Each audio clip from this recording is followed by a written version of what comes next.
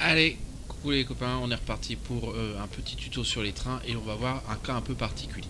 Donc j'ai rajouté une gare au fond, j'ai rajouté une intersection un peu bizarre à coup de signaux de trajectoire, hein, mais c'est pas un problème. Notez un petit détail, c'est que les signaux de trajectoire ne fonctionnent que par 3. Hein. Alors 3, 4, 5, 6 ou plus, on s'en fout, mais il faut au minimum 3 signaux de trajectoire pour que ça fonctionne. On a un petit train en orange ici, qu'on va observer, parce que lui il doit aller à la gare 4 sans passer par la gare 3. La question c'est ce qu'il va y arriver. Et là, incroyable, hop là, il fait le tour de la gare. Mais pourquoi il a fait le tour de la gare? Uniquement parce que ce tronçon-là était fermé, à cause d'un train dedans. Si j'avais retiré ce train-là, il aurait été tout droit. Pourquoi? Parce que c'est plus court. Donc, si vous voulez faire des contournements, deux solutions. Soit ça vous gêne pas que de temps en temps votre train prenne quand même la voie principale s'il y a personne ici. Bon bah faire régler on n'en parle plus. Soit il faut que le contournement soit en fait plus court que le chemin vers la gare. Et c'est pour ça que j'ai tendance à faire des gares un peu plus à ce format-là. C'est-à-dire que rentrer dans la gare c'est plus long que si j'avais fait un contournement par ailleurs, d'une façon ou d'une autre. Ça c'est une petite astuce. Hein. Ça n'empêche pas de fonctionner le train, hein, mais c'est-à-dire qu'un coup il va passer là, un coup il va passer là, en fonction de la disponibilité de la gare. Autre point que je voulais voir dans ce tuto, un point un petit peu particulier, c'est que quand vous faites modifier le planning, ici vous avez une molette.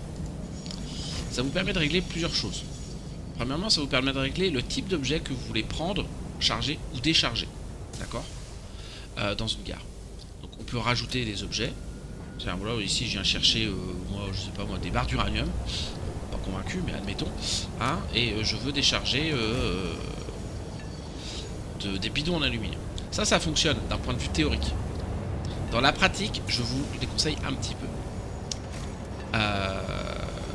Je vous explique pourquoi.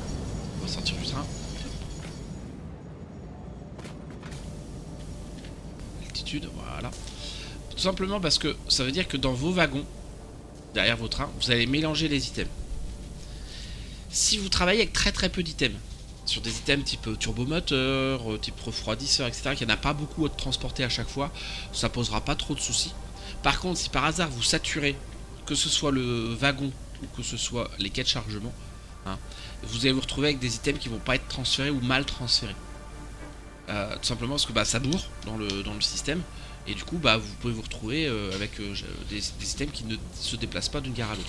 Donc si vous faites du mélange d'items dans vos wagons, assurez-vous que ce soit des petites quantités à chaque fois, ça marchera. Si c'est pas des petites quantités, vous aurez des soucis derrière. Deuxième chose qu'on peut régler, c'est le temps d'attente dans une gare. Pas le truc le plus utile, mais c'est réglable. Hein, si on va là, ici, vous voyez, la locomotive devra rester à la gare jusqu'à, vous avez plusieurs options. Un chargement-déchargement a été effectué. Le wagon est déjà plein déchargé, d'accord. Ou attendre 15 secondes. Et ça, vous pouvez le réduire. C'est pas un problème. Voilà.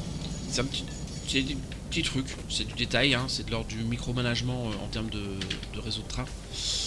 J'arrive plus à voler. C'est parfait. Voilà.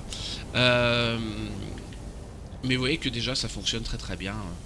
On a déjà plusieurs gares. On a un système un peu complexe. On a bien géré nos blocs. On a bien géré nos trajectoires. Ma foi, que demande le peuple. Allez, ciao ciao.